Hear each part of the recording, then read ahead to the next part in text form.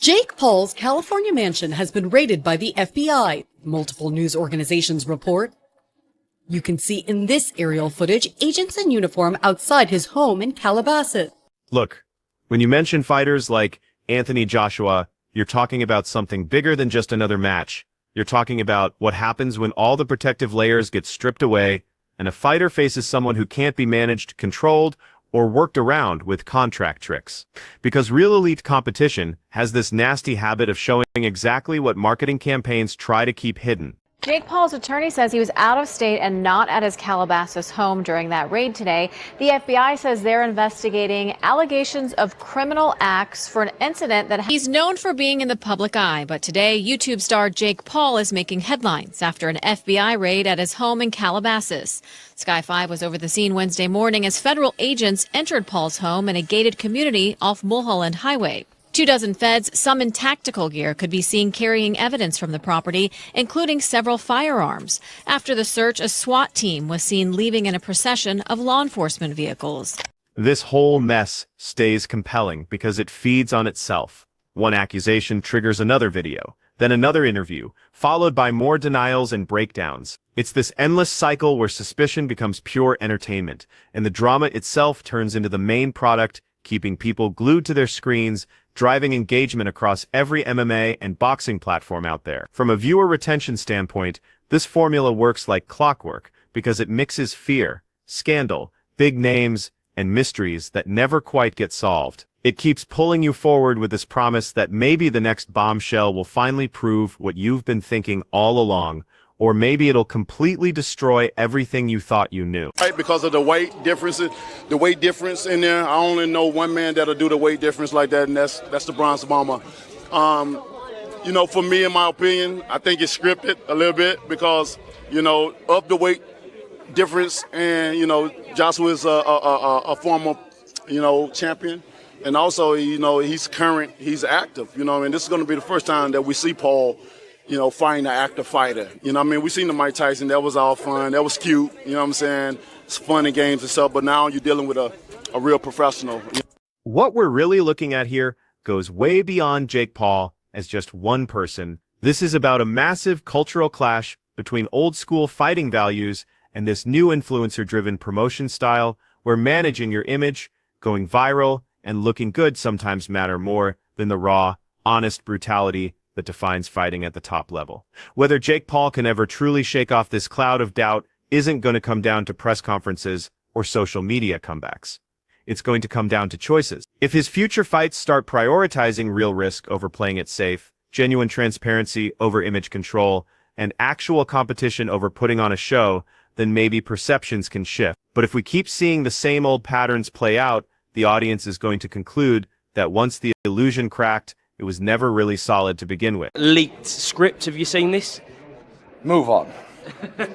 If people think that he's going to do a quick two-step and do this, and this, I hope he just goes out and takes his head clean off with the first punch and lets him know who Tommy Fury actually is. There's one interview, and I'm going to name it now, Lyndon Arthur, absolute fantastic, that man. I don't read that much on social media because it's all bullshit, but Lyndon Arthur, thank you very much. From me to you, you said something about Tommy being a proper fighter, can really punch, one of the hardest punches he's been in. Now, for Lyndon Arthur to go and say that, Lyndon Arthur is a proper hard, tough man. We all know that. So, Lyndon, respect, thank you.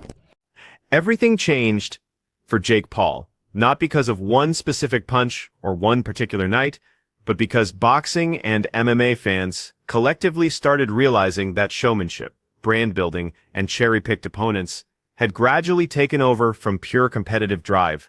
Once heavyweight champions like Anthony Joshua, powerhouses like Deontay Wilder, legends like Oscar De La Hoya, power brokers like Dana White, and veterans like Michael Bisping started weighing in, the sports world began seeing Paul less as a legitimate fighter and more as a poster child for this manufactured era where the marketing campaign gets pushed harder than the actual merit.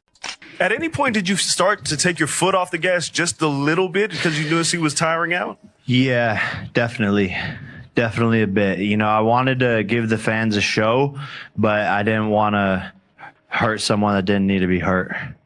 Did you carry Mike? Yeah, I mean, a little bit. Yeah, like there was a point where I was just like, okay, he's not really engaging back. And so I don't know if he's tired or whatever. And I could just tell, his age was showing a little bit. And I just have so much respect for him. And that like violence war thing between us, like after he slapped me, I wanted to, be aggressive and take him down and knock him out and all that stuff. But that kind of went away as the rounds went on. Real turning points in combat sports history are messy and complicated, never clean like a movie script. Paul's story exists in this murky middle ground where public opinion, behind-the-scenes whispers, and years of online arguments all crash together. Because Jake Paul's entire rise was never really about just winning and losing. It was about how those victories got packaged, justified, defended, and blown up until fans started wondering if they were watching actual competition or just content production disguised as fighting. When people started claiming fights were fixed, those accusations didn't come out of nowhere. Respected fighters like Deontay Wilder openly questioned whether Paul's matches were legit.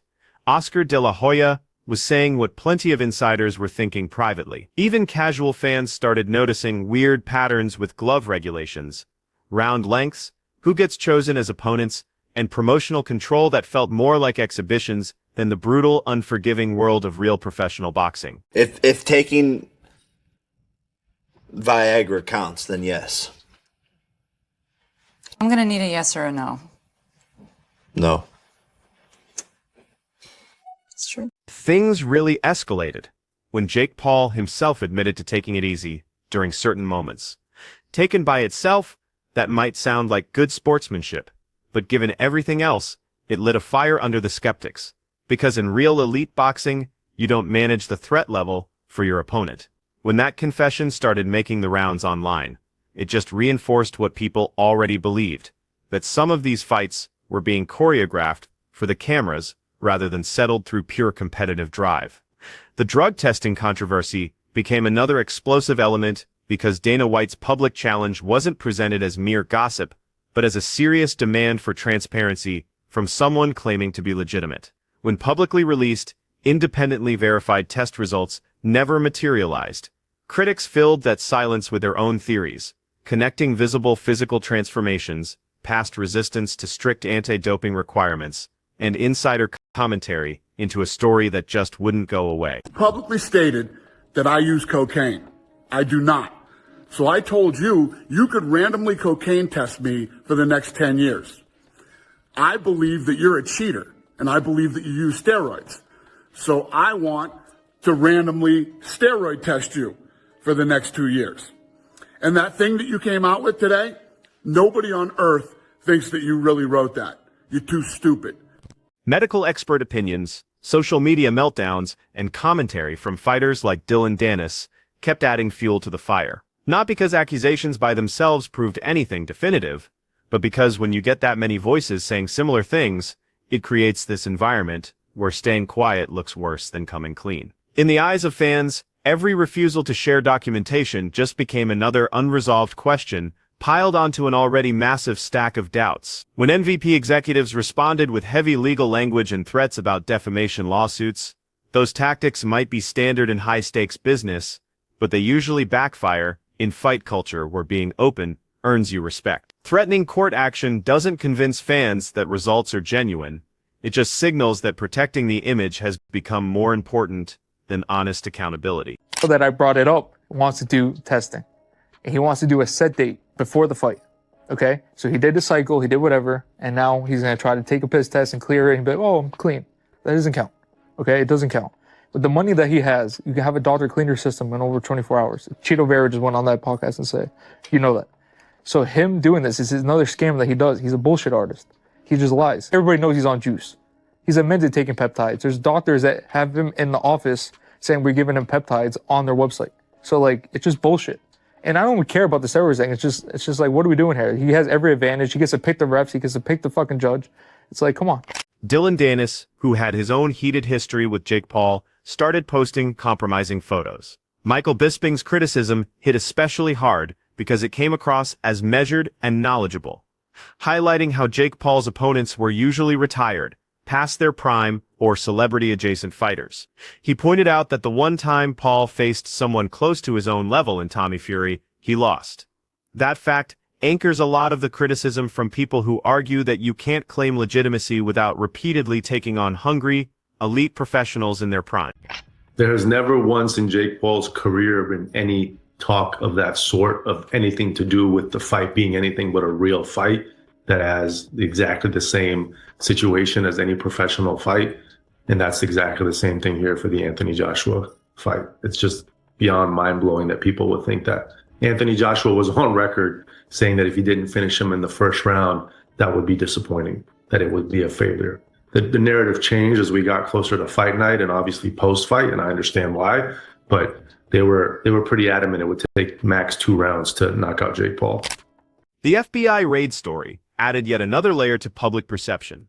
Even when charges get dropped or situations remain unresolved, being repeatedly connected to controversy shapes what people believe. In the fighting world, where your reputation carries as much weight as your record, every headline adds to this growing sense that chaos seems to follow Paul wherever spectacle is being turned into money. For being in the public eye, but today YouTube star Jake Paul is making headlines after an FBI raid at his home in Calabasas.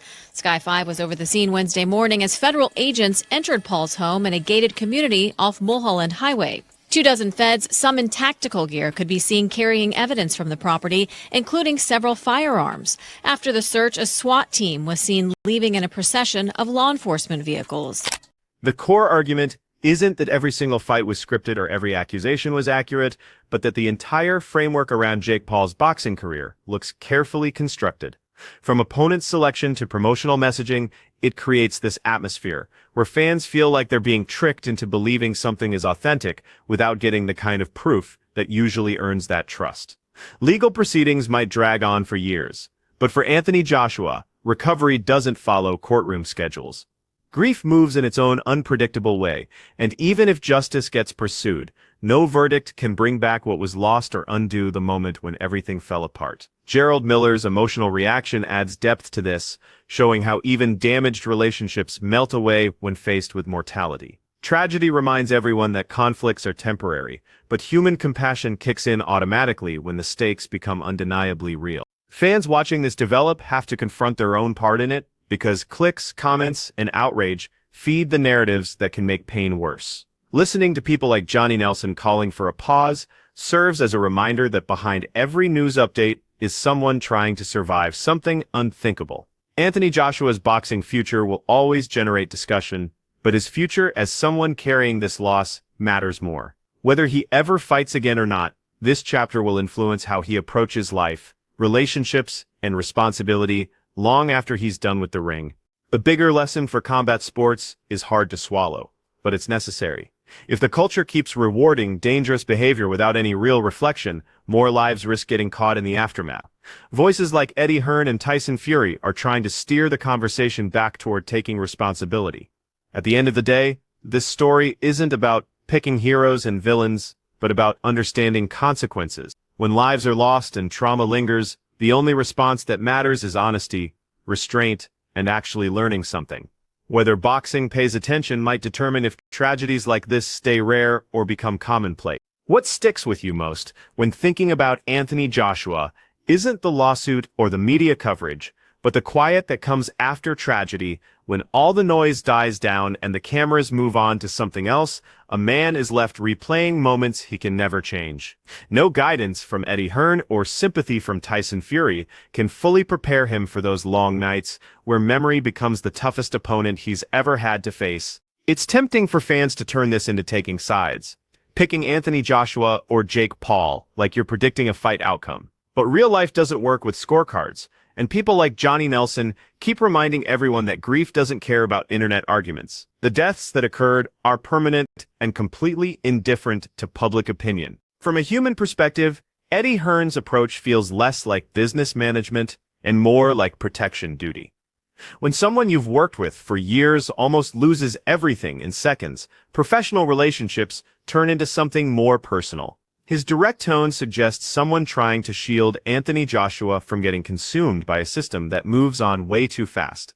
Tyson Fury's response hits home because he knows chaos personally, understanding how quickly stories can flip from victory to disaster. When he talks about families and people you care about, it sounds like a warning to the entire fighting community that the tough guy image they sell can never replace the vulnerability they actually live with every single day. The perspectives from Duke McKenzie and Johnny Nelson carry weight because they represent real experience instead of manufactured hype. When they criticize Jake Paul, it feels grounded in genuine concern for a sport they love, frustrated by a culture where entertainment sometimes runs ahead of responsibility, leaving people exposed to consequences they never agreed to face. Anthony Joshua surviving while sitting in the back seat is a detail that carries crushing weight because surviving can feel like its own form of punishment when it comes with loss. That realization alone can completely reshape someone's identity, turning confidence into caution and ambition into deep reflection almost immediately. For Jake Paul, being connected to this narrative might become a defining moment, not because of what happens in court, but because public perception solidifies quickly. Once people start associating your name with recklessness and tragedy, changing that image requires the kind of humility and accountability that fame doesn't naturally develop. What disturbs many fans is how celebration turned into mourning so suddenly. One moment, Anthony Joshua was dominating headlines for athletic achievements, and the next he was fighting for emotional survival, proving how razor-thin the line really is between triumph and devastation in elite athletes' lives. Carl Frosch's frustration reflects a wider exhaustion within boxing, where many feel the sport is being torn between honoring its legacy and chasing spectacle. This incident forces uncomfortable questions about how far entertainment can push before it crashes into reality in ways that can never be undone.